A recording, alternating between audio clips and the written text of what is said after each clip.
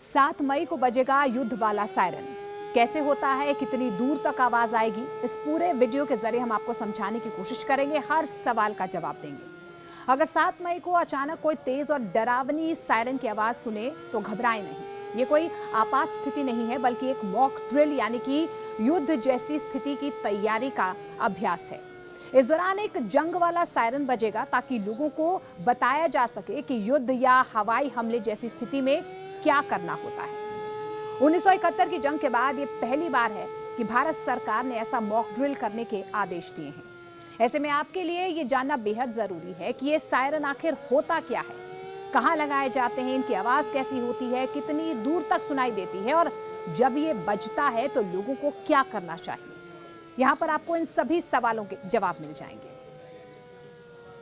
जंग वाला सायरन कहां लगाया जाता है? ये सायरन आमतौर पर प्रशासनिक भवनों, पुलिस मुख्यालय, फायर स्टेशन, सैन्य ठिकानों और शहर के भीड़-भाड़ वाले इलाकों में ऊंचाई पर लगाए जाते हैं। इनका मकसद यही होता है कि सायरन की आवाज ज्यादा से ज्यादा दूर तक पहुंचना होता है, यानी कि जो आवाज इन तमाम प्रशासनिक इंफ्रास्ट्रक्चर्स पर आपको सुनाई देगी, उसकी आवाज दूर तक यानी कि गांव-गांव तक पहुंचे। दिल्ली, नोएडा जैसे बड़े शहरों में इन्हें खासतौर पर संवेदनशील इलाकों में लगाया जा सकता है। देश के हर शहर में इसे लगाया जा सकता है। युद्ध वाला सायरन होता कैसा है? जंग वाला सायरन दरअसल एक तेज आवाज वाला वार्निंग सिस्टम होता है। ये युद्ध, एयर स्ट्राइक या आपदा जैसी आपात स्थिति की सूचना देता है। इसकी आवाज में एक लगातार ऊंचा नीचा होता हुआ कंपन होता है, जिससे ये आम हॉर्न या एम्बुलेंस की आवाज से बिल्कुल अलग पहचाना जा सकता है। इसकी आवाज कैसी होती है और कितनी दूर तक जाती है? जंग वाले सायरन की आवाज बेहद तेज होती है। आमतौर पर ये 2 से 5 किलोमीटर की रेंज तक सुनाई दे सकती है। आवाज में एक साइक्लोनिक पैटर्न होता है, यानी कि ये धीरे धीरे तेज होती है, फिर घटती है और एक क्रम कुछ मिनटों तक चलता रहता है।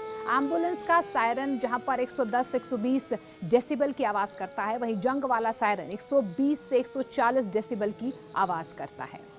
भारत में पहले कब बजा था जंग वाला सायरन? आपको ये भी बता देते हैं। भारत में जंग वाले सायरन का उपयोग 1962 के चीन युद्ध, 1965 और 1971 के भारत पाकिस्तान जंग के दौरान किया गया था। उस वक्त ये सायरन विशेष रूप से दिल्ली, मुंबई, कोलकाता और अमृतसर जैसे शहरों में लगाए गए थे।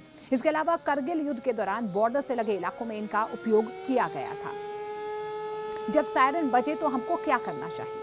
सायरन बजने का मतलब ये है कि लोग तुरंत सुरक्षित स्थानों की ओर रवाना हो, लेकिन मॉक ड्रिल के दौरान आप पैनिक ना हो। सिर्फ खुले इलाकों से हट जाएं, घरों या सुरक्षित इमारतों के अंदर जाएं, टीवी, रेडियो और सरकारी अलर्ट्स पर ध्यान दें, अफवाहों से बचें और प्रशासन के निर्देशों का पालन करें।